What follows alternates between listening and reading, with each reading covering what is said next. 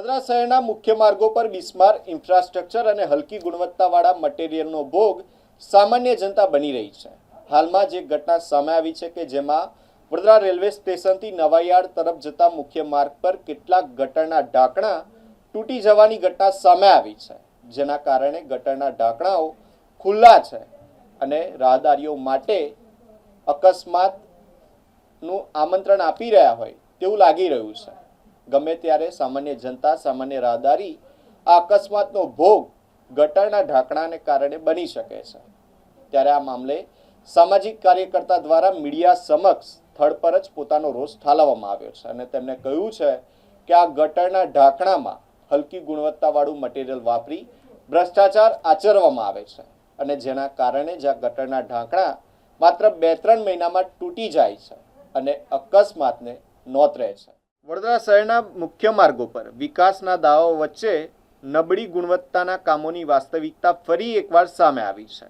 Railway સ્ટેશનથી નવાયાર્ડ તરફ જતા મુખ્ય માર્ગ પર વરસાદી ગટરના અનેક ઢાંકણા તૂટી જતા વાહન ચાલકો અને રાહદારીઓ માટે જોખમ ઊભું થયું છે। સામાજિક કાર્યકરે સ્થળ પર જ મીડિયા સાથે વાતચીત કરતા જણાવ્યું હતું કે કોર્પોરેશન દ્વારા લગાવવામાં આવેલા વરસાદી ગટરના ઢાંકણામાં ગુણવત્તાનો અભાવ જોવા મળી રહ્યો છે। તેમના જણાવ્યા મુજબ ઢાંકણા માત્ર 2 થી 3 મહિનામાં જ તૂટી જાય છે, જે હલકી ગુણવત્તાના કામો તરફ ઇશારો કરે છે। તાજેતરમાં શહેરમાં વરસાદી કાસમાં એક ઘોડો ફસાઈ જવાની ઘટના પણ બની હતી।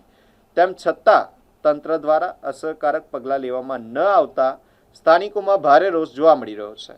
ખુલ્લા અથવા તૂટેલા ગટરના ઢાંકણાના કારણે કોઈ ગંભીર અકસ્માત સર્જાય તે પહેલાં તંત્ર દ્વારા તાત્કાલિક સમારકામ કરવામાં આવે તેવી માંગ ઉઠી છે।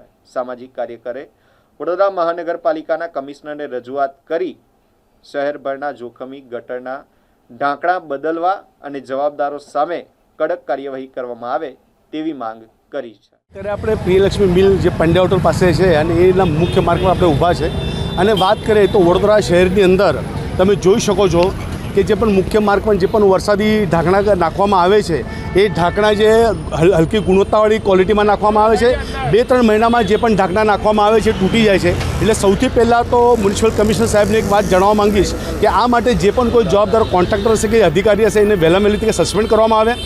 સાથે સાથે તમે થોડા દિવસો પહેલાં જોયું હશે કે એક વરસાદી કાસમાં ઘોડો ફસાઈ ગયો હતો, જે પ્રમાણે જે ઢાંકણા તૂટી ગયા છે હોઈ શકે કોઈ વ્યક્તિ પડીને જો કોઈનું જીવ ના ગુમાઈ જાય। એટલે ખરેખર આ વાતની ગંભીરતા લઈને પ્રશાસને કડક આંખ કરીને આની પાછળ યોગ્ય કાર્યવાહી કરવી જોઈએ અને વહેલા વહેલી તકે આનું નિવારણ લાવવું જોઈએ એ હું કહેવા માંગીશ।